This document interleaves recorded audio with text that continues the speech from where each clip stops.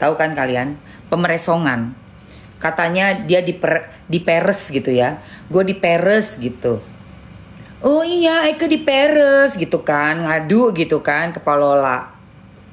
Udah gitu beredarlah rekaman suara.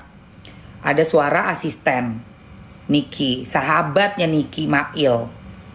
Ngobrol dong sama Dese. Tapi di rekaman suara itu Dese ketiwi-ketiwi. Gimana dong? Gimana dong Mail? Tuh, kayak begitu tuh. Gimana dong? Dikasih gak mau kakak Niki. Apa sih gitu loh. Kita denger semua ya rekaman itu ya. Udah beredar. Diduga itu si ceweknya itu yang suaranya itu adalah si pelapornya.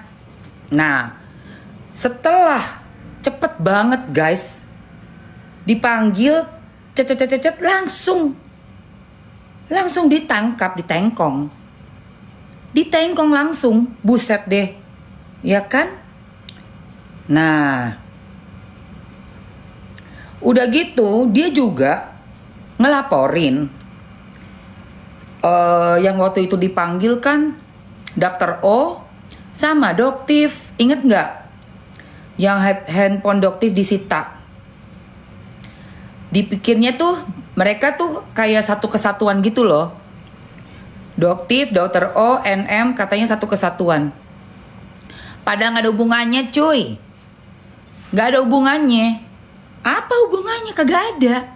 Iya waktu itu kan disita kan HP-nya Doktif. Kagak ada hubungannya. Nah, sampai berbulan-bulan Niki ditahan. Oke? Masuklah nih mau sidang pidana kan. Tapi Niki langsung melaporkan perdata. Apa laporan Niki? Perdata One Prestasi. Ini masih jelasin kronologisnya ya. Bantu tap-tap layar sampai 100. Biar gue semangat ngoceh. Ayo sayang, rambutnya cantik, thank you sayang. Belum ada keputusan Kak Ana bantu-bantu dulu untuk tap-tap layar sayang.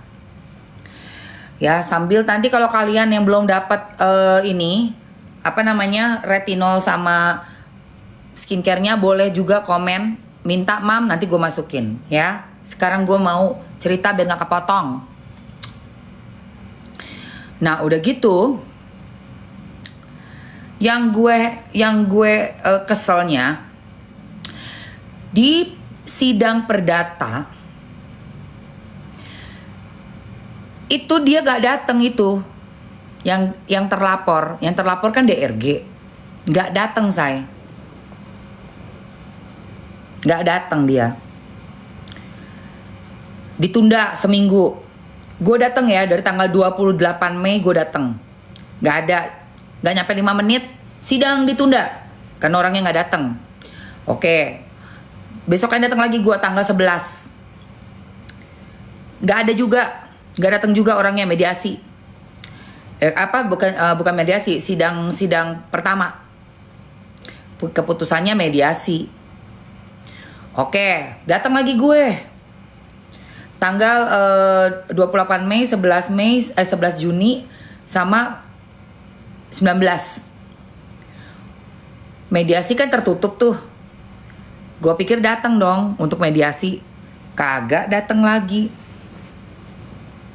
Nah untuk yang keempatnya perdatanya di tanggal 1 Juli. Kok iya sekarang pas pidana, kalau yang kemarin perdata kan dia yang dilaporin tuh RG, yang pidana kan dia yang ngelapor. Itu juga dia nggak datang kemarin tuh. Nah katanya yang orang-orang yang menjunjung dia, ya, geng sirkus bilang, iya dong nggak datang karena kan baru pembacaan dakwaan. Oke. Tapi kalau besok tanggal 1 Juli lu nggak datang juga, udah fix. Lu emang takut. Lu takut menghadapi kenyataan dan kebenaran yang akan Niki ucapkan. Niki hanya mengucapkan hal-hal yang memang benar-benar terjadi. Nikita Mirzani itu biarpun dia mulut lantam, tapi yang dia ucapkan itu hal-hal fakta sesuai. Lu pasti takut. Kenapa? Ya kalau orang yang nggak bener itu dengan ceritanya yang berubah-berubah, apalagi cerita yang hanya dikarang bebas, harus menggonta-ganti pasti.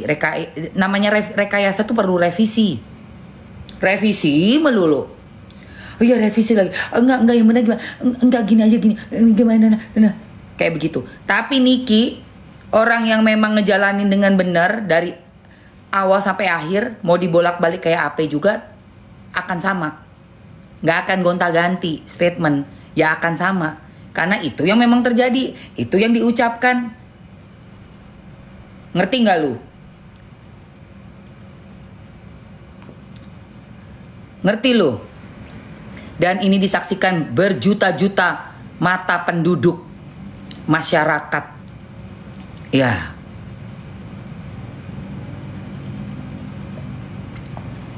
Ya.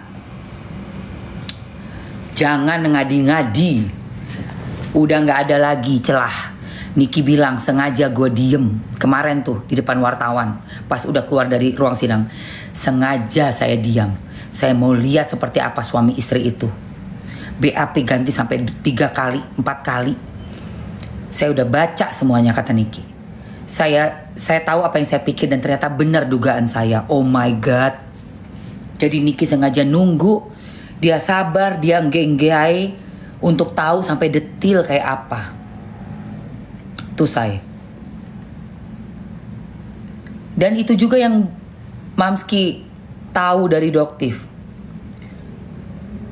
Waktu itu kita baru kenal, Doktif juga bilang, itu saya sengaja.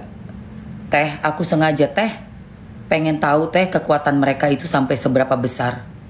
20M say. Disanggupi 2 hari, gila nggak? Abis itu aku kabur teh. Gak aku jawab telepon apa, semua aku diem. Aku kaget dan shock. Ya kan?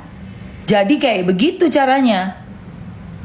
Nawar-nawarin duta, abis itu lu lapor lu ya. Duta lu yang nyari-nyari orangnya, Doktifnya juga dicari-cari sampai ke rumah-rumahnya Doktif. Nyampe pergi ke rumah Doktif. Ditungguin sampai pakai mobil apa tuh kata Doktif? Merah ya? Mobil lu warna merah. Siapa yang pakai mobil merah itu? Doktif cerita sama gue kalau nggak salah mobilnya merah nangkring tuh di situ. Ngapain? Buset. Terus pengen berusaha untuk Doktif dijerat gitu. Nggak bisa lu ngejerat Doktif. Dia ngetes doang. Pengen tahu ini kekuatan segede apa. 20M 2 hari lu gila lu. Buset. Cabut Doktif langsung. Tapi dari situ kan jadi tahu kan. Nah Niki juga ya udah diem-diem aja pengen tahu lihat. Bener. Ternyata nanti lu itu cerita BAP lu. Kalau lu nggak bisa ngomong udah. Iya. Memang harus diuji. Kita harus tahu lawan kita tuh siapa, kekuatannya sebesar apa. Memang harus dites seperti itu. Lah kalau nggak dites ya nggak tahu dong. Orang ini memang suka siram-siraman, suap-suapan. Wah, piye toh. Kalau kita nggak begitu mana tahu dong. Gimana lu tahu seseorang yang sukanya hobinya main siram-siraman? Kalau lu nggak minta airnya, sini deh siram gue mandi air dong. Gue pengen mandi air hujan dong. Oh ya ada nih, gue punya air nih. Ini gue siram lu deh, biar lu basah kuyup. Istilah katanya. Kalau lu nggak gituin, lu nggak tahu dia punya air apa enggak. Lu gimana?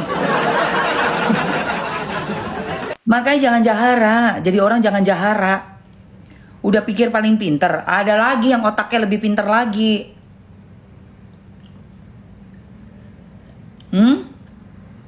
Ya. Oke guys.